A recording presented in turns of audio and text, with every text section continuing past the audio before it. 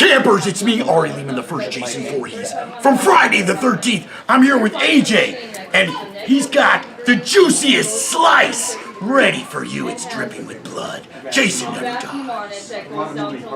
Salutations all. This time around, I'm going to discuss my interactions with the all-around magnificent Ken Foree. Wong's Hong Kong Gardens, Mr. Wong speaking. What's that? We'll get him easy. Shh. Thanks for checking this out. If anything about it trips your fancy, please like, subscribe, and share. Yes. A mainstay in the horror genre for decades, he made his bones as an alumnus of George Romero's Dawn of the Dead. We'll get it all locked off, then we're going on a hunt. Permanently etching him into the firmament of horror history, in a way few achieve. There's an awful lot of stuff down there that we could use. An arguably controversial role besides. Do you want to abort it? It's not too late, and I know how.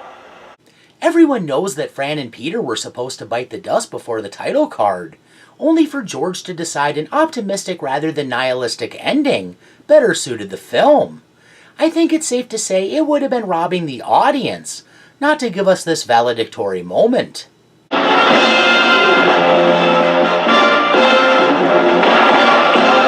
Take away his excellent body of work, and playing Peter in and of itself still makes him a beloved genre figure. You never know.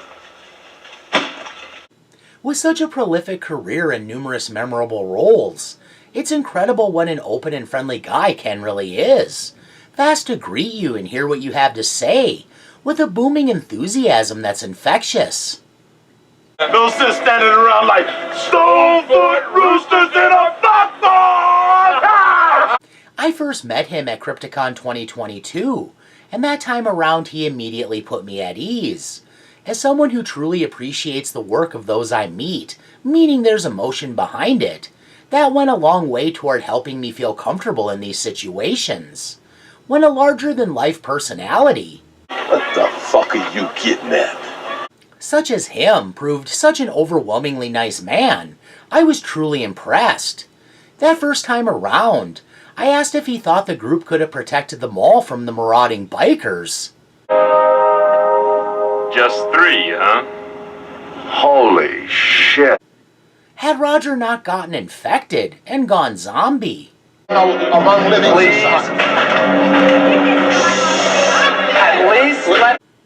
Meaning they would have had 2 sharpshooters, thus could have taken up strategic points and picked off the opposition.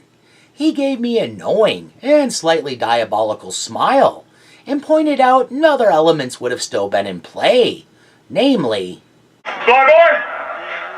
Upon approaching this time, I explained that we had previously met, and expressed my thanks for visiting us again, because though I was very satisfied with the autograph from last time, him and Leatherface, the Texas Chainsaw Massacre 3.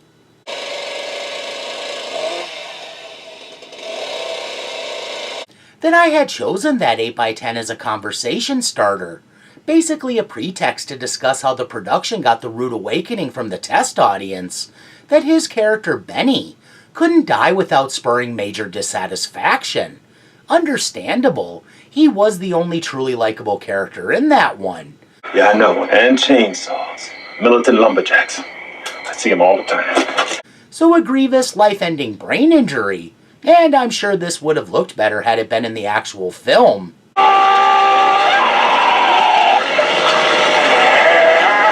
Became a flesh wound, and he survived.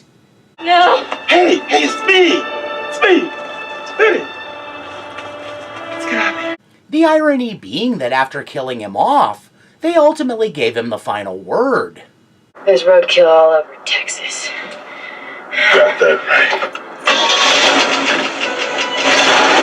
And I had since made an April Fool's video about his non-death, going so far as to act like I was tricked, and there was egg on my face, so I'd exhausted my need to talk about it, and now very much wanted a Dawn of the Dead autograph.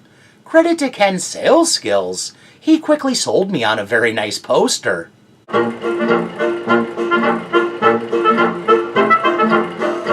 He said Dawn of the Dead was really something special with that wistfulness that reveals the genuine nature of the statement. Like all these decades later, his appreciation for the experience has only grown. Well, they told me it was a midget force. They needed somebody to look up to. I mentioned another film of his I really appreciate, From Beyond, and he was like, wait a minute, I only have one more 8x10 from that one and I can't give it up. I assured him I just wanted to discuss the movie. I owe you.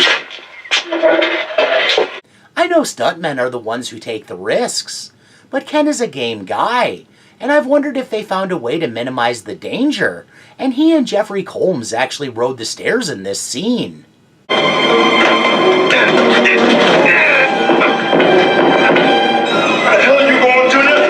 Of course, they were smart and didn't actually risk two of the film's leads. Ken thought the notion was pretty funny, though.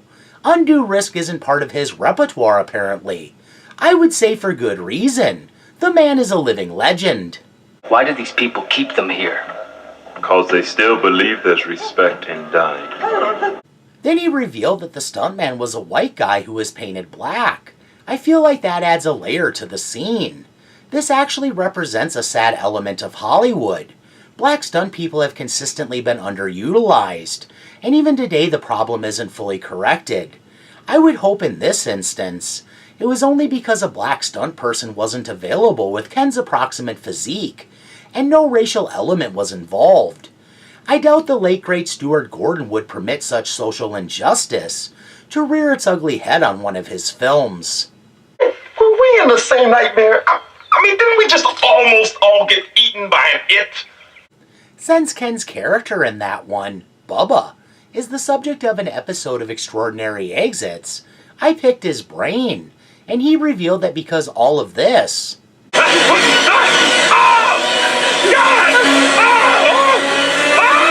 was achieved with practical effects, it meant a real mess of all that tiny material being blown around to actualize the gnat-like entities. Seems it was all time-consuming and not a lot of fun to film. At least it made for quite a scene.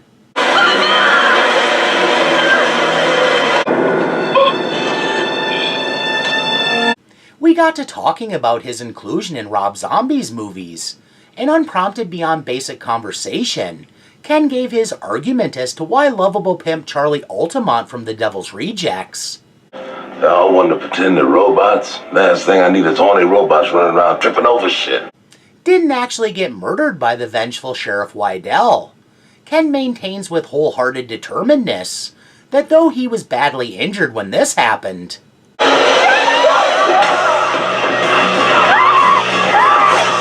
and this here follow-up swing wasn't good,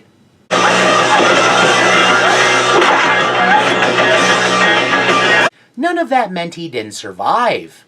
The way he explained the whole sequence in great detail, outlining why he feels it leaves more than enough wiggle room for the character to be alive, was a real treat. It's clear he would love to revisit old Charlie, and I would love to see it. I'm sure Michael Berryman would be happy to play Cleavon again, too. Droids. That boss, they call them droids. Whatever. I have my quibbles with the Halloween remake, but one element I laud is the character Big Joe Grizzly. I got a Taco Deluxe Supreme talking back at me, so I'm gonna be a while. I told Ken how I love that when he's on screen he steals the show, that the character was bigger than life. I expressed that if any character deserved a spin-off film, it was Joe Grizzly. So, do you mind waiting somewhere else and let me pass this beast in peace?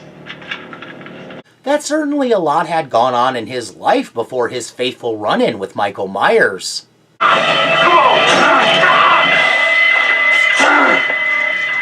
Ken said he had the same idea, and thought when he approached Rob, he would have been the first, only to learn the fans had been in Rob's ear.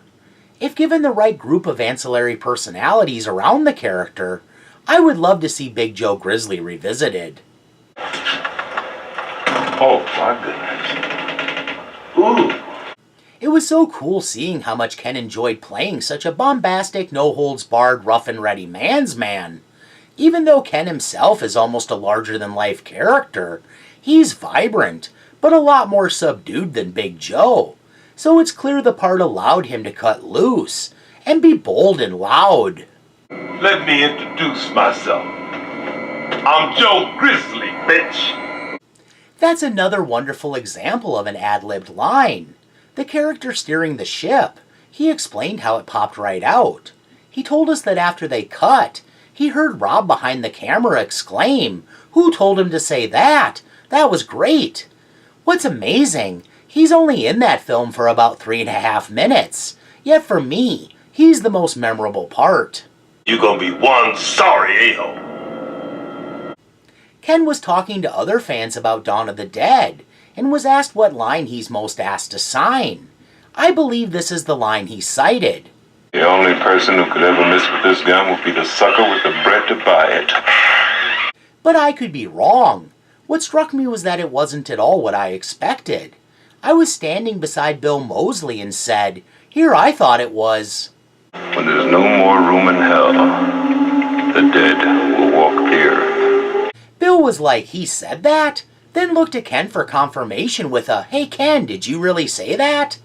Ken confirmed he had, and then Bill asked if he ever signs that, to which Ken shook his head and said he never does. He seems to mostly sign best wishes, which is apropos, because the sentiment is genuine. The reason I'm not entirely certain of the line he cited as the one he's most often asked to sign, in that moment my mind was all over the place, because I was so blown away that I taught Bill Moseley something. Who would have thunk? After Bill's video, I recalled another anecdote regarding him that I forgot to share. Well, calling it an anecdote might be overselling it.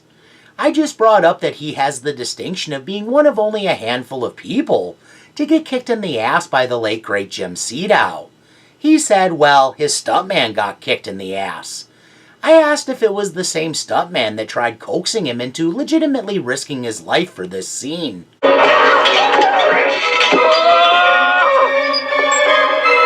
He said it was that stuntman. I don't know. You gotta go fast to catch it. You dumb baboons are too dumb. It sure looks to me like Bill takes the kick in the rump. Hey, lick my plate, you dog dick! Anyway, back to the focus of this video, the iconic Ken Foree.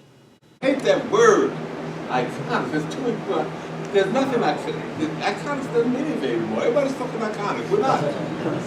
To me, the man is legendary, so I had to get in my pushback. I don't care what you say, you'll all be icons to me forever. You're an icon to him. Forever. I don't care what you say, we can agree to disagree. I'm gonna let you know that. That's a good one. There's good reason Ken is often the voice of reason in his films. It's changing us, Doc. All of us. And not for the better. A wise oracle, imbued with an innate authority that's obviously part of his real-life character. He's often the one most honest with himself, and grounded in reality, the moral compass. Wake up, sucker. We're thieves and we're bad guys. That's exactly what we are.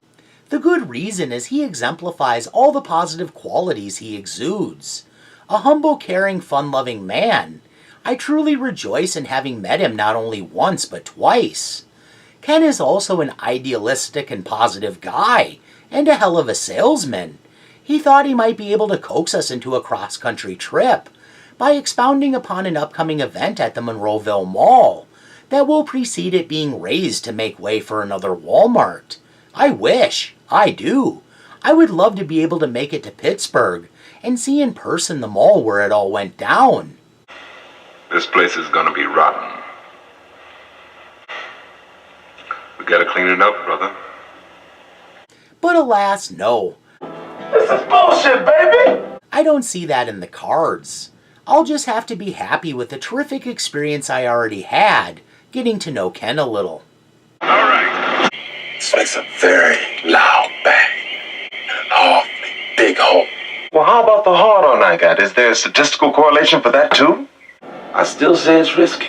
Please join me next time when I talk about meeting the unrivaled Michael Berryman.